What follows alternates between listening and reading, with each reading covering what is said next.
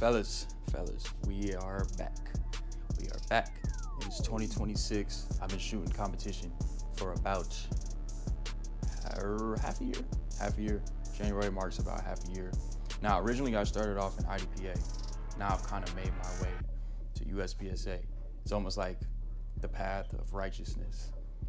Most shooters end up making their way to USPSA after IDPA, especially those who want to have a little bit more of a challenge when it comes to shooting. Let me do a little breakdown of my gear. This setup video / breakdown, it's not about flexing the gear. It's about what's necessary in order to compete for in the waistband competition shooting. Besides the Glock itself, this holster is the most expensive part of my setup. Since I upgraded the setup, right? Gear is not what makes you a better shooter. However, in the waistband is about being consistent when it comes to gun handling, reloads, draws, all that type of stuff. You're at a bit of a disadvantage when it comes to competing against outside the waistband folks. This right here, MFT Pro Elite in the waistband holster. Now, this is for a light because I just shoot a lot of IDPA, so I used to have a light on my gun. You can already kind of spot a difference in terms of what exactly is going on with the holsters and why they're set up the way that they're set up. This is a pretty standard in the waistband holster, more of a modern take on in the waistband holsters. You got your belt claw, adjustable cants. This is 2026 modern right here. We done elevate the game a little bit. Now, the reason why I went ahead and upgraded to this Hellhound Arms holster, if you take a look right here, there's a little plate on the front, right? Now, what does this plate do? You can bolt in the holster and the magazine carrier at any specific place, any specific angle you want. Obviously, it's a trend and more efficient to have canted, angled magazines. That way, when you're going for draws, your arm doesn't have to straighten out to grab it and then insert the magazine at a weird angle. I'm gonna be super honest, these metal clips that come with it are super tight. Honestly, I don't think that's a bad thing. I think it's a good thing because you have more security when it comes to everything being attached to your belt. They are kind of annoying to get on and get off, but probably over time they'll get loosened. Not really a bad thing. I did throw a Fedora wrap on the actual holster and magazine carrier itself. This doesn't come necessarily like that. I figured I'd throw a little pizzazz, a little swag on it. But no light, as you can see, not a light bearing holster. Honestly, I just feel like lights aren't the answer when it comes to USPSA. They're not really necessary. It's honestly just unnecessary weight on the front side of the gun, especially when it comes to transitions. I like my gun staying a little bit light, at least on the front end.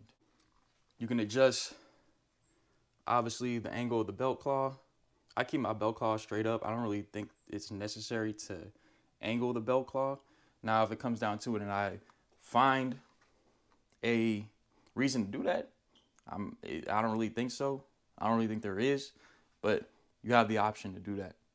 The idea of the plate itself is to allow the entire setup to conform to your body versus having a very tight holster against your body causes printing. So not only did I get this holster to kind of help with competition, obviously efficiency when it comes to reloads, draws, and all that stuff, but the entire holster itself is a lot more concealable. Now I'm gonna have to throw it on for y'all boys to understand what I'm talking about. Very, very flexible. You don't need to be worried. You don't have to worry about it breaking. I'm literally flexing it in, out, in, out.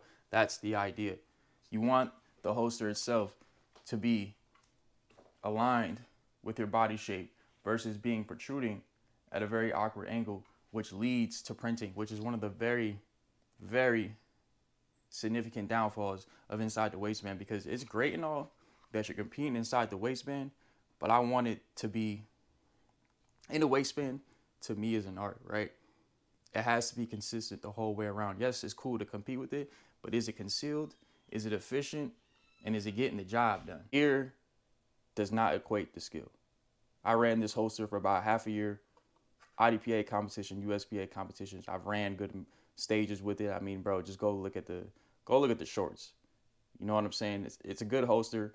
Has a magnetic lock to kind of attach to the barrel. You still get a good look. Like, bro, this is a polymer holster, right? Like, I'm not even squeezing it. I'll hold it from the side. Hold it just by the belt claws with 2 fingers. This thing not coming out. So this is like this. That's why I went ahead and picked up the holster originally, right? Decent holster.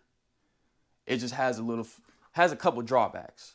Not to say that you can't, like I'm saying, you can work with this. You got to train, do your dry firing, know how to set it up on your belt. Let's try to make things a little easier on ourselves. I got 3 belts right here. Got my original gun belt. It's from, dude, this is like a $20 gun belt from my local gun show. That kind of works just like next belts, where you have to snip off the extra length and kind of conform it to your exact waist size, right? Now, let me just compare. This is a really soft belt, right? 511 tactical, nylon, soft tactical belt. Safariland next belt.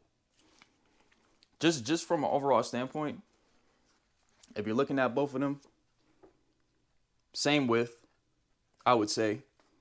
Same width, same height, difference in belts, right?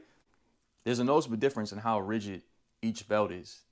They're kind of literally the same material, but there was a little more stiffness put into this one versus the Safariland next belt, which is why I like it.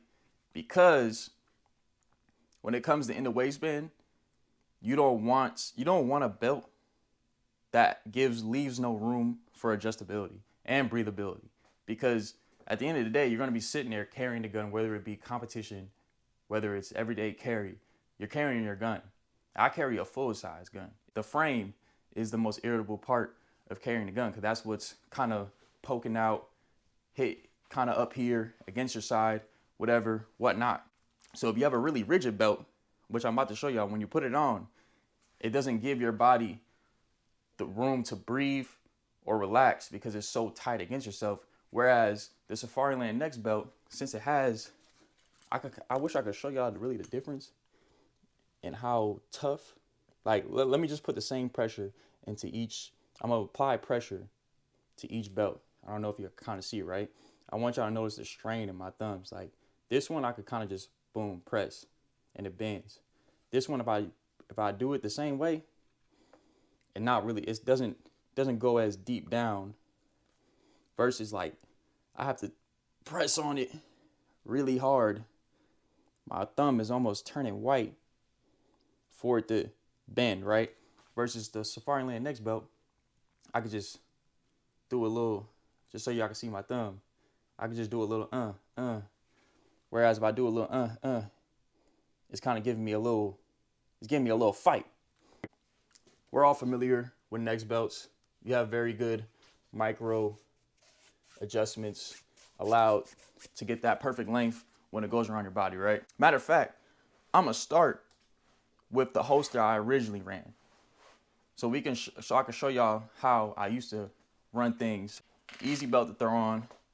I'm gonna be honest, I don't like wearing my belt too tight, and we're gonna get to that in a second. I don't like wearing my belt too tight when I do in the waistband concealed carry, which is also a reason why I went ahead and upgraded the holster, because since I don't like wearing my belt tight, that also leaves more room for printing and the gun not being that concealed. So too much talking. Now, I ain't gonna lie, this is definitely an easier holster just to put on, just because the clips are a lot more bendable, if that's a word. Bendable. I ain't a brainiac. I'm just a shooter. But yeah, we already got it on. You know what I'm saying? Let me just do a little. So you kind of see that already, right? You see how the handle of the gun is already kind of leaning forward. So think about it. I haven't put my sweatshirt down yet, but look at the way the handle of the gun is, right? I told y'all that I don't like wearing it super tight, because if the gun's super tight against your body, you're not going to be able to get room to get a good handle around the gun once you go to draw it, right? So let me show y'all. Let me put on the sweatshirt, right?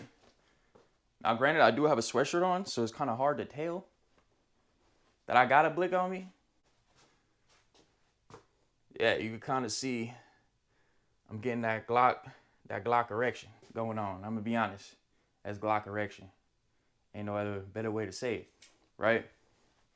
But let me be fair. Let me tighten the belt up how I used to run it because of said disadvantage, right? So I would have to ratchet the belt super tight against my body. So now I'm losing circulation to the rest of my body, but it kind of eliminated at least a decent amount of the frame itself doing that weird sticking out angle, which leads to the print of the Glock, right? So decently better, but you have to think about it. What's the drawbacks to trying to make this gun more concealable? I gotta wear the belt super tight. I only could wear it directly in front of my appendix. Now, I do appendix a carry, but I also like to move my gun to the right a little bit, because since my hands is more, my right hand is where I grab the gun, instead of bringing it to the center, all I gotta do is when I go to rip up the shirt, I would grab it from right here. But since I have to put it on so tight, I can't put it on right there because it's gonna be pressed up against my hip bone, cutting off circulation to my kidneys. Setups don't make skill. All you gotta do is practice, right? Now, I probably sound like a millennial, sounds like I'm making excuses for myself. No, like I said, I've been grinding competition for about half a year. I didn't mind the setup. It was getting the job done, but I wanted to go ahead and make things just a little bit better. So let's be honest, I've been rocking within the waistband for so long that I kind of already know the tips and tricks on how to make things set up the way they're supposed to be. So like I said, don't sit here and drop the bag on the setup yet. Play around, like just do it how I did it. I had the decent holster, the all right holster, which honestly doesn't make that much of a difference. Like, bro, it's a holster. It's still gonna hold your gun. You're still gonna be able to draw. You gotta practice. You know what I'm saying? I'm gonna be honest, the best shooters that I know use the most regular gear. They use alien gear. You can buy that straight from Bass Pro Academy. I mean, bro, they're using Academy belts, Bass Pro belts, gun belts. I have a Bass Pro gun belt myself for outside the waistband. I just don't use it because I'm a concealed carry guy. I'm just breaking down the difference between having certain setups. Now, I have it set up to the right-hand side of my body. If you cross-section the holster, the magazine is like perfectly aligned with the left side of my body. The holster is like perfectly aligned with the right side of my body. Now, would I recommend you setting it up like that? No, that's just my preference. It's just how for me, the way my body is set up, this is the best way for me to access everything when it comes to in the waistband. Good thing when you're concealed carrying, the holster's already on. Because if you had to put this thing on to save your life, you dead. All right, there we go. It clicked in. You heard that click? That's how you know them things. That's how you know that thing in there. To that modular plate around the Hellhound Arms holster, I have it set up where everything is like riding, everything itself, the holster, the magazine carrier is riding my waistline. Another tip and trick I'm about to get into when it comes to efficiency and reloads and draws. I haven't tightened it down super tight yet because I want to do fair and genuine comparisons in between the last holster and this holster. I don't like wearing my holster super tight to my body just for comfortability and all that. Let me show y'all how it's rocking, right? You can already see that the gun is hugging my body. Don't have it on super tight. The gun is against me. Now that's due to the fact that it has that plate on there, which allows everything to conform to your natural body line. It sounds like I'm selling waist trainers out here. Look, so we already got that out the way, concealability, right? I don't even got it on super tight and everything is against me. Nothing's poking out, was giving me that little hard Glock mode. That's why I like to call your Glock on hard mode. We don't want the Glock on hard mode. We want to make sure that my body is flat. Now it doesn't look like I got something bulging out my pocket at least. Less attention. I see a lot of dudes with the bulge. I'm not gonna lie, y'all boys got that bulge going on. Now it's not your fault. It's just the way your holster is set up or the type of belt you got. belts can make a difference. There's a lot of great belts on the market. Like the one I got, the Safariland Next belt I have is only 50 bucks. You get like a Hunter Constantine belt. That's like double the price, but offers a little bit more, gives you a little bit more flexibility and more concealability because the belt is softer itself. It does the conforming for you. As long as you have a belt that fits the strap size of your gun, the concealability is going to be there just because of how the holster is set up versus having to buy this belt, that, this, and that. No, just get the holster. If anything, the holster is going to carry you further than any other type of equipment. Look how, when I go, if I were to go for a draw right now, obviously I would grab the sweatshirt, pull it up, and the fact that I got room in between the gun and my body, with it still being concealed against my body, not having to ratchet the belt super tight, I'm getting everything I need when it comes to concealed carry setup. I'm telling y'all, concealed carry is an art. There's no such thing as halfway crooks. You gotta do it the whole way around. Because unfortunately, I go to a lot of USPSA matches and I love seeing people do it in the waistband. It's my thing. But at the same time, you can't be sitting here having your shirt looking like this. Like, you can't have your shirt looking like that trying to conceal carry, bruh. Like, if anything, this is a lifestyle for me. This translates outside of the match, which is the reason why I do it in the match, is because in the waistband is a lifestyle. Granted, I'm gonna be honest, like I feel like a lot of people look at me when I do it in the waistband, USPSA, it kind of comes across as probably like, I don't know, some people think it's lazy, some people think it's not necessary, but to be honest, bro, if I'm showing you that I'm banging it out in USPSA with my in the waistband concealed carry setup, instead of some gamer setup, which I don't walk around with, my life's in danger. I'm not gonna sit here, throw on my belt real quick and then try to draw no, I want everything to be set up. I'm trying to get in that mode as quick as possible, man, the thing on me. You'd rather be caught with it than without it. So, good accessibility. I can still get a good hand around the gun without having to sacrifice being able to breathe, blood circulation, all that type of stuff. I mean, bruh, y'all, I'm getting a little repetitive right now, but y'all see what I'm talking about. It's always gonna be in that spot, no matter how I move. The clips are in place. Now let me show y'all the magazines. I got my Strike Industries plate on here. I'm gonna break down the gun after I do these holster setups. This is gonna be a decently long video. This is about half a year's worth of information I'm putting all into one video in terms of setups, why I got things set up the way I set up, and all that. So bear with me. I'm gonna show y'all everything on the guns, the magazines, and all that. Right now, we're just talking about strictly the rig itself. And I'm showing y'all how it works. So this is a Carry Optics magazine right here. G green Glock magazines. I don't know. I just like color schemes and all that. Strike Industries extended magazine plates. These are the best and most cheapest magazine extensions I've seen. And if you take a look at the back, this is actually very crucial. You see this little locking plate right here? This silver plate that locks the magazine into place. That way it doesn't slide back off when you slide it on, and it has an additional nut in there for you to tighten everything down. I've seen it happen a lot of times. I go to USPSA matches, go for reloads, and it drops. See, like I'm not afraid to drop my stuff. You know what I'm saying? Because nothing's gonna happen to it. That's the beauty of Glock. But they'll drop said magazine, and the whole thing will come apart. They probably spent more than what I spent on one of their magazine extensions versus all three. I got each of these for like 20 bucks. A lot of times I see these fancy magazine extensions going for like 50, 60 a pair. These gonna get it done for you, partner. $20, impact resistant, Strike Industries, extended magazine plates. I have the Glock 17 mags that I run from my Glock 47. 17 rounds, adds a little 5. I'm not gonna lie, sometimes it doesn't get all the way up to 5. I probably gotta break them in a little bit. So usually it's like +4. Let me show y'all something. I'm just gonna do it in slow motion so y'all can see everything that's going on. I go for the draw, boom, bring the gun out, right? Let's just say I do a double tap. Now, when I go for a reload, instead of doing the whole flick up the shirt and grab it, you can see the magazine is right above my belt line, right?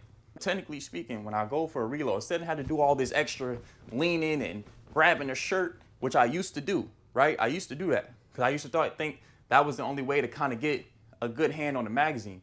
But the beauty of Canton magazines and playing with the angle of where your magazine is at, you want to be able to do less work for yourself when it comes to in the waistband. You're already wasting a lot of time getting at things, assessing things that you need in the match or in a self-defense situation. You got to reload. Double tap, and then look, I bring my hand right here, right? So all I do is my thumb is bringing up the sweatshirt, and all I do is grab, switch it out. Because I see this typically a lot, and there's nothing wrong with it. In the waistbands, kind of, especially in competition and figuring out what's the most smoothest, efficient way of going inside in the waistband, everybody typically, just naturally speaking, gonna have to just flick their shirt up to get to everything. I'm trying to make things, I'm a competition shooter. I don't have time to waste. Those little nuances of in the waistband and having to clear the garment, whatever you got on, it's wasting time. I'm trying to really understand the USPA science and bring that knowledge to y'all boys. In USPSA, you don't have to, if there's no specific rules into where your hands have to start, because sometimes you gotta put them above your head, above your shoulders, you gotta be touching the wall, whatever, let's just say typical draw, right? I can put my hands anywhere I want. So what I typically like to do is, my hand's already in the scoop motion. I put my hand in the scoop motion. As long as my hands are underneath my belt line, which is right here, up here, it's legal. So I basically put myself in a position to already be able to grab the gun as quick as possible. Like, it's cool. It's not bad standing by your arms, but think about it. You're wasting already time doing all that. So why not just put yourself in motions ready? So let's run the whole thing through. Yes, does it waste time to sit here and look down on the mag for half a second to get it in? I guess, to be honest, I'd rather do that and make sure the magazine is getting in versus wasting time doing all that, right? So let me just do it how I normally do it without looking at the camera so y'all can see what I'm saying. So let's start. Draw position. Hoop. Notice that although I'm moving the garment out the way, it's not a that motion. Cause that in itself is already wasting time, because then you have to time the shirt being up in the air and grabbing the mag before the shirt falls down without it being caught up. Out of reloads on the move, whatever, whatnot. If you gotta bust a reload in between very small distances, you wanna be able to get everything as quick as you can, no matter the circumstances. Another key component to in the waistband training is having a shot timer, because you need to know how fast you're moving, especially when it comes to competition, right? So look here. I'm about to show y'all the difference in the reloads by using a par time on my shot timer. So right now, I don't know if y'all boys can see it, I have a par time right there set for 1.5 seconds, right? So I'm gonna do the reload like how I would feel like is more efficient, and then I'm gonna show y'all basically the kind of standard way to go about reloading that I see most people do. I'm not sitting here saying it's wrong. Like, bro, I'm not the in the waistband guru. If anything, my boy Dev, shout out my boy Devin. He's put me onto a lot of stuff to help me make this more efficient. So, hey, shout out to my man Dev.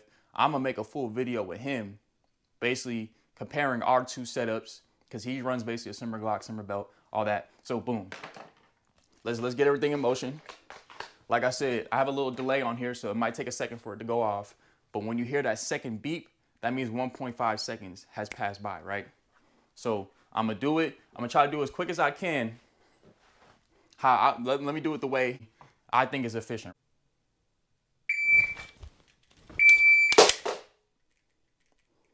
Basically, by the time I got to that second, I was already dropping that other mag and getting to my mag when that second buzzer went off. Now, honestly, I just did a double tap, so let me just do one trigger pull instead of wasting time on the double tap, right? Just so y'all can see the difference in times.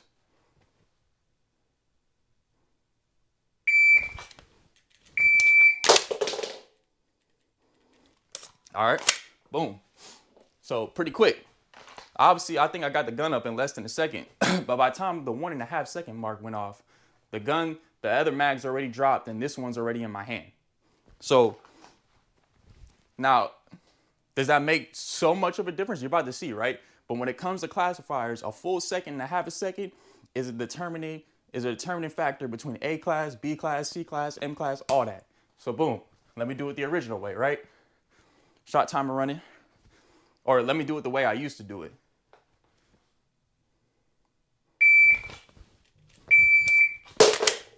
Boom, you see already? I was struggling with the garment, playing with the garment versus just getting to that mag and throwing it in. One more time. And that's like, bro, I'm trying my fastest. The same way. No, there's no gimmicks here.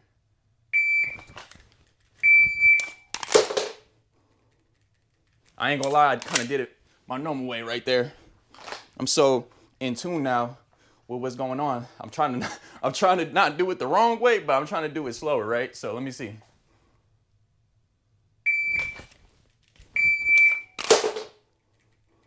Yeah.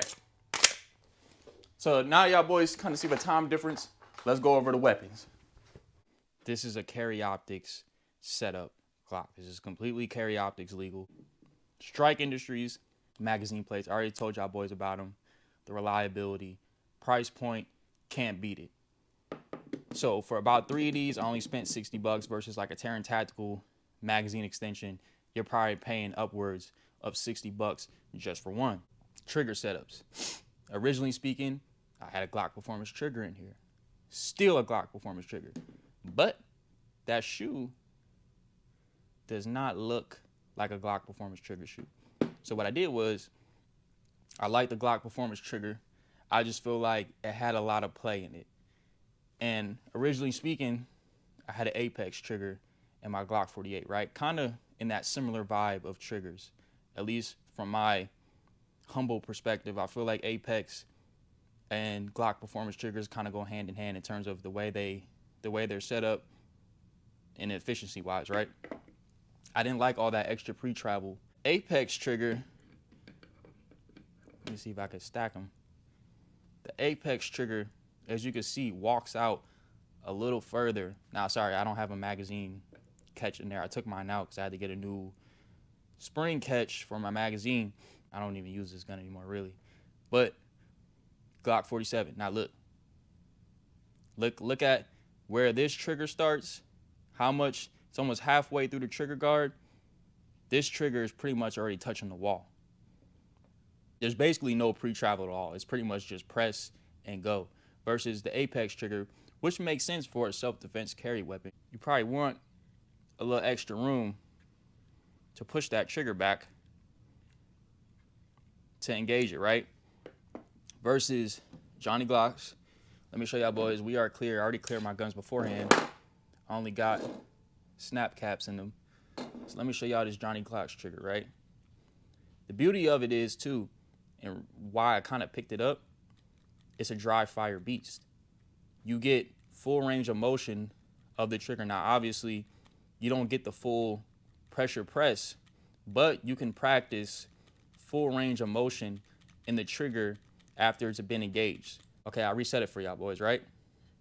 So the trigger hasn't been engaged yet. The wall's right there. If you can see it, that's nothing.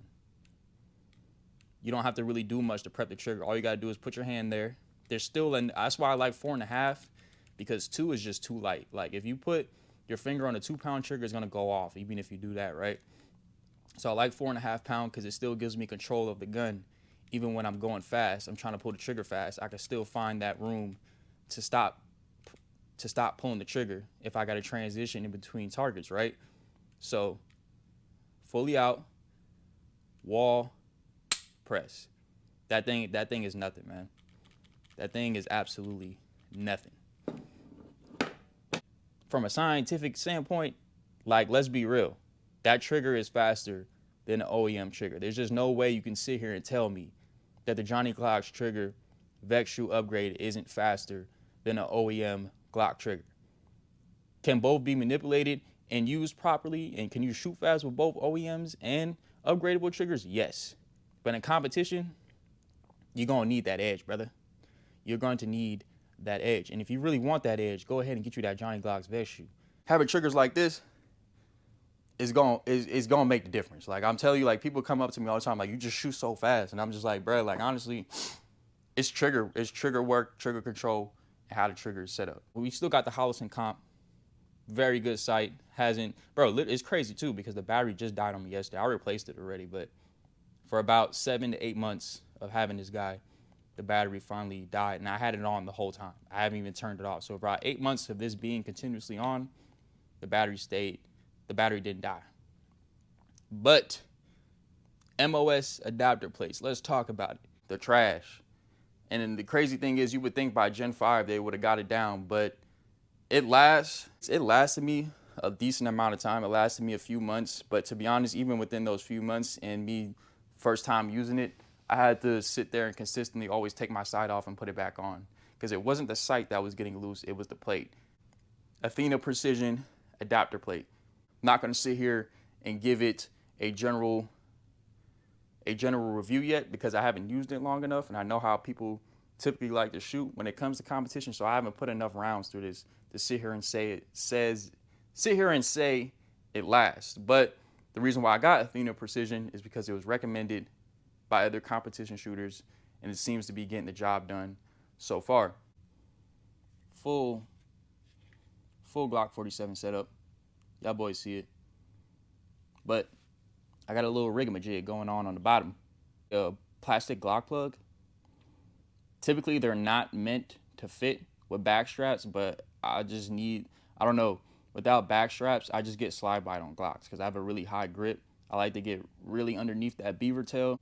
A lot of times you find yourself, your grip is not always going to be consistent under pressure, under time, because you know what I'm saying, you're trying to get things done fast. So sometimes my grip might be a little higher than normal just because I grabbed the gun super fast. So I'm getting slide bite. So yeah, I put the back strap on. This is the large one. The Glock plug don't fit in there with the back strap. As you can kind of see, it's kind of coming off. So I don't recommend this, but it still works for me. So what I did was I kind of shoved the plastic plug in there as much as I could. Pause. I locked the back strap in with the pin, so the back strap was actually protruding a little bit just due to the fact that the plug don't fit in there. So what I did was, I like to use athletic tape anyways as grip because I don't like Talon grips. Eventually they wear off, then you got to replace them, and it's annoying to put them back on and replace and whatnot. You can just rip this little $5 athletic tape on and off, job done. You get the grip that you need. It holds everything in place for me in terms of the Glock plug and the back strap, and it doesn't even look like much is going on. It looks like a normal setup. Beauty of Glocks. I'm not gonna lie, Glocks, they're just so simple and easy to use and easy to customize. Everything I did on this gun, I did it myself. Now, it's not the most outstanding thing in the world to do a trigger job, but replacing trigger shoes is kind of annoying. I'm not gonna lie, it is annoying. It was a pain getting that thing in. And then I had to kind of adjust. I actually adjusted the pre-travel on this guy more because there's a set screw on the back side of this trigger shoe that allows you to kind of even further the walk on the trigger. So I actually upgraded, I actually changed mine a little bit than how it comes installed. I gave myself a little bit less travel by playing with that travel screw on the back of the gun. Y'all boys see it.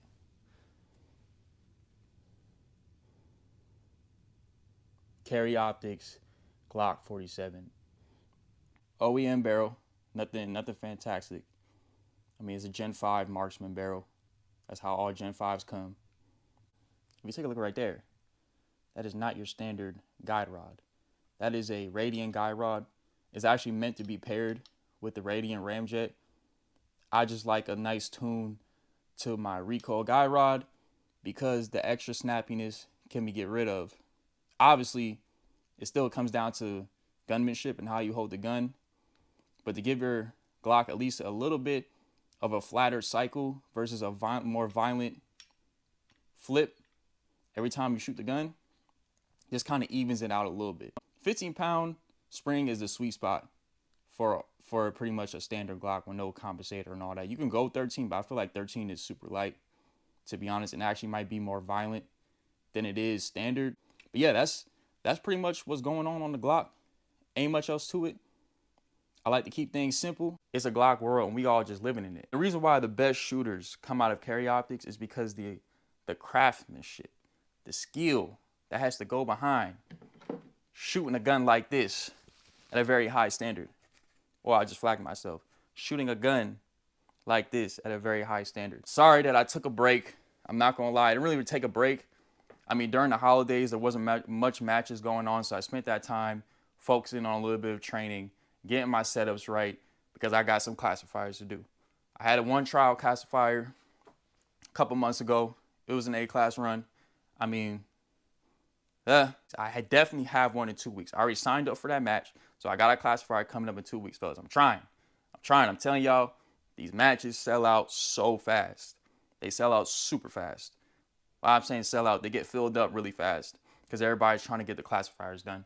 And the only way to get to an official USPA match, you have to be ranked. So yes, I have to take the time to actually get ranked and get things done.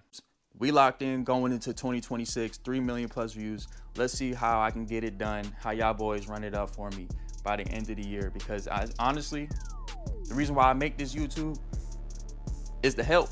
I'm not gonna lie, like as much as it's sitting here and I'm showing y'all what I'm doing, I'm trying to be of service. I'm trying to show y'all boys the grind, everything I'm doing, everything that I've gone through, the misses, the messed up matches, the bad rounds, the good rounds, the great rounds, the exceptional rounds. I'm showing y'all everything that's getting done. So stay tapped in, hit that like button, hit that subscribe button, hit that notification button. I'ma have videos coming in all 2026. We are geared up for competition. The rig is set, the gun is set. I feel like at this point, it's all about the training, brother. Hope y'all boys getting y'all work into.